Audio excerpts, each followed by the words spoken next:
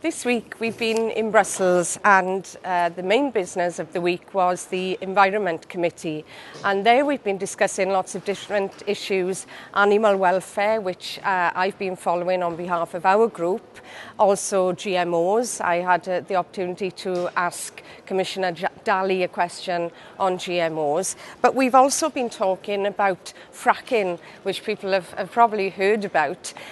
This is actually hydraulic fracturing of rock underground by pumping millions of gallons of water contaminated with chemicals to release the gas that's underground, shale gas.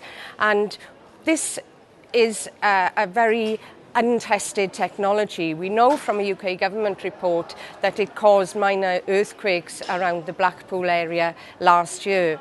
So why would it worry us in Wales? Well, because there are a number of applications for test drilling for shale gas in Wales. One in the Vale of Glamorgan has been turned down by the council, and so there's going to be a public inquiry.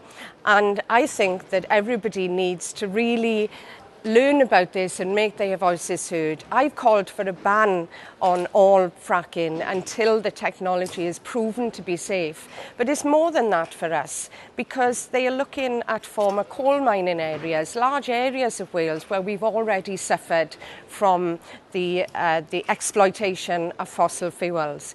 We've got so much potential for developing renewable energy, and that's where I believe our investment should be going. We want to create a future which is based on green jobs and a green economy and a clean nation.